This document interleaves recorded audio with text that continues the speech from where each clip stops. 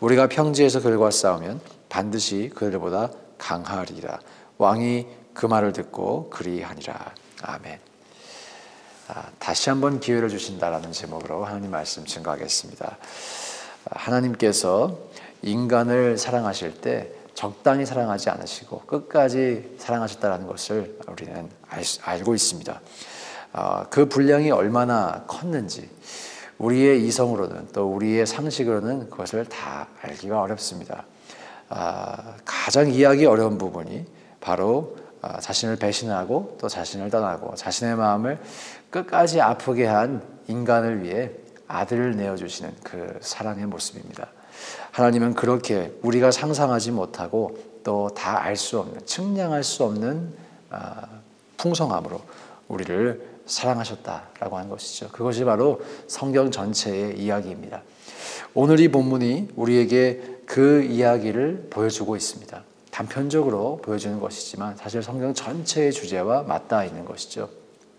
특별히 악의 대명사인 아합을 하나님께서 다시 품어주시고 다시 기회를 주시는 것을 우리가 확인할 수 있습니다. 오늘 본문에 보면 한 선지자가 이스라엘의 아합 왕에게 나아가서 여호와의 말씀을 전해줍니다.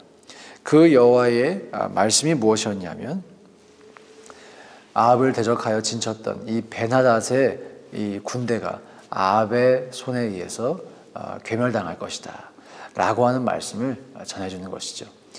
이를 통해서 아합이 여호와의 말씀에 귀를 기울입니다. 14절에 이렇게 묻죠. 누구를 통하여 그렇게 하시리까?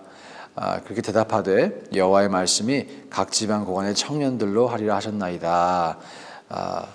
아합이 이르되 또 누가 싸움을 시작하리까? 대답하되 왕이니이다. 지금 아합 왕에게 있어서 절체절명의 위기가 찾아왔죠. 이 베나닷의 군대를 어떻게 하면 무찌를 수 있겠는가라고 고민하던 그 차에 하나님의 선지자가 아합 왕에게 그 절체절명의 위기를 돌파할 수 있는 방법을 알려주면서 아합이 그 계기로 하나님의 말씀에 귀를 기울이게 합니다. 여러분, 이것이 하나님께서 아합에게 다시 한번 기회를 주시는 것입니다. 지금 하나님께 있어서 이 이방 군대를 무찌르는 것은 사실 큰 문제가 아닙니다. 하나님은 얼마든지 그 군대를 무찌르실 수 있으시죠. 정말 주님께서 원하시는 것은 아합이 하나님께로 돌아오는 것이었습니다. 그런데 이방 군대를 무찌르는 일보다 더 일어나기 어려운 일이 바로 아합의 마음이 돌아오는 일이었어요. 하나님께서는 우리에게 자유의지를 허락하셨죠. 그래서 우리의 마음을 억지로 돌이키시지 않습니다. 이 일이 일어나기 위해선 아합의 마음이 인격적으로 하나님의 말씀에 반응하여 하나님께 돌아가겠노라고 결단하여야 했습니다. 그렇게 주님은 이 아합에게 다시 한번 기회를 주시죠. 말씀을 들을 수 있는 기회, 하나님의 말씀이 성취되는 것을 경험할 수 있는 기회, 하나님의 능력이 얼마나 위대한지를 경험할 수 있는 기회를 주십니다. 그런데 여러분, 이것이 딱 한 번 일어난 일이 아니었어요. 지금까지 하나님은 여러 번 아합에게 기회를 주셨습니다.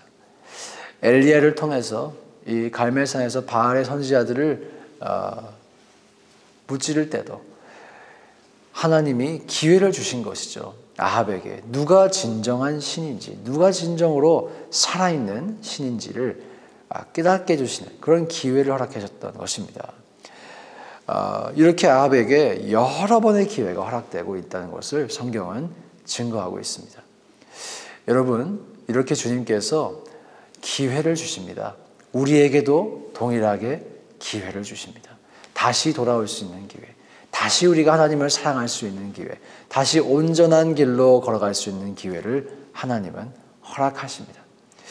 우리가 그 기회가 주어질 때 어떻게 반응해야 될까요? 하나님께로 돌아와야 할 것입니다. 아쉽게도 아합은 그러지 못했어요. 아쉽게도 하나님은 다시 한번 기회를 주셨지만 아합은 그 기회를 부여잡지 못하였습니다. 여러분, 저와 여러분이 이 본문을 보며 철저하게 깨달아야 돼요. 설사 우리가 하나님의 길로 걷고 있지 않을지라도, 하나님의 은혜에서 멀어져 있을지라도 주님은 여전히 우리에게 은혜의 손길을 베풀어 주실 수 있습니다. 다른 말로 지금 현재 우리의 인생 가운데 하나님의 은혜가 머물고 있다고 할지라도 그 뜻이, 그 의미가 우리가 올바른 길로 걸어가고 있다는 것은 아닐 수 있다는 거예요. 우리가 지금 타락하고 있어도 여전히 주님은 우리를 품어주실 수 있어요. 여전히 주님은 우리에게 은혜 베풀어 주실 수 있어요. 옳은 길로 돌아오라고 보내는 신호를 우리가 받고 있을 수 있다는 것입니다. 그때 우리가 착각하지 아니하고, 내가 지금 옳은 길로 걷고 있다라고 착각하지 아니하고 우리 스스로를 돌아볼 수 있어야 할 것입니다.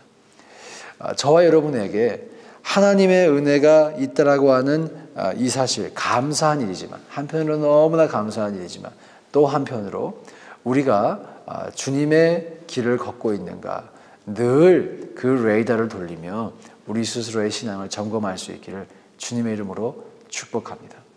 지난 주일에도 우리가 성령 충만하기 위해선 회개하자라고 말씀을 드렸어요.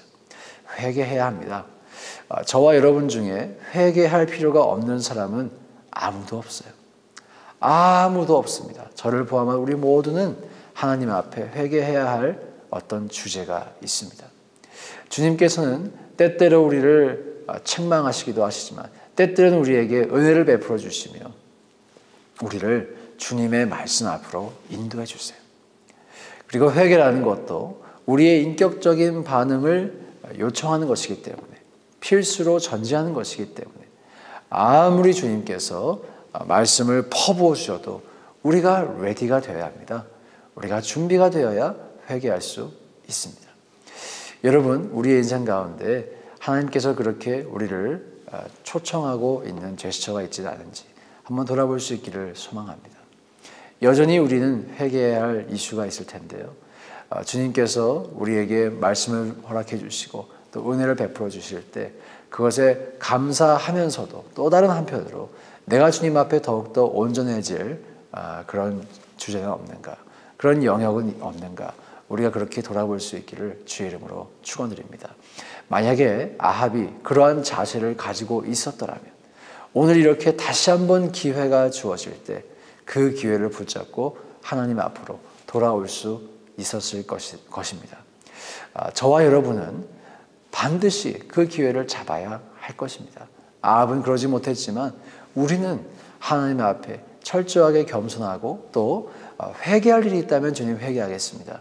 제가 돌이켜 뉘우칠 일이 있다면 뉘우치겠습니다. 고칠 일이 있다면 언제든지 고치겠습니다. 그러한 마음의 자세를 가져서 우리에게 주어지는, 다시 한번 주어지는 그 기회를 우리가 놓치지 않고 붙잡을 수 있는 우리 모두가 될 수 있기를 주님의 이름으로 축복합니다. 성경에는 한 번도 실수하지 않은 사람이 없어요.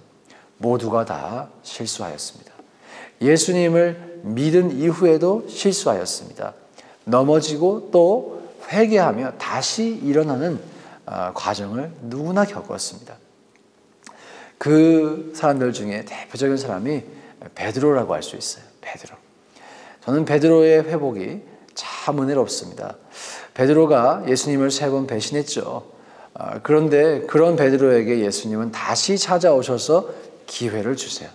베드로가 다시 사명의 길을 걸어갈 수 있는 기회, 베드로가 다시 은혜를 회복할 수 있는 기회, 하나님은 베드로에게 기회를 주시기 원하셨어요. 근데 아합과 달리 베드로는 그 기회를 붙잡습니다. 왜 그랬을까요? 베드로의 마음속에는 내가 잘못했다라는 그 정직한 마음이 있었기 때문이에요. 진실한 마음이 있었기 때문이에요. 그래서 베드로가 회개할 수 있었어요. 다시 자신에게 주어진 그 기회를 붙잡을 수 있었어요. 예수님께 사죄하고 이제는 그러지 말아야지 결단할 수 있었어요. 베드로뿐만이 아니라 구약의 다윗이라는 인물도 마찬가지입니다. 아합과 다윗이 비교되는 까닭이 여기에 있습니다. 다윗은 잘못을 뉘우칠 줄 알았다는 것이에요. 여러분, 다윗과 베드로를 돌아보며 우리가 이러한 선택을 할 수 있기를 간절히 소망합니다. 저와 여러분 중에 그 누구도 회개하지 않아도 되는 사람은 없어요. 우리 모두는 저마다 크고 작은 회개의 이슈가 있을 것입니다. 회개해야 될 주제가 있습니다. 우리에게 그 죄를 회개할 수 있는 기회가 주어진다면 우리 모두가 그 기회를 선용하여 주님 앞에 온전히 설 수 있기를 주님의 이름으로 축복합니다. 기도하겠습니다. 하나님 아버지,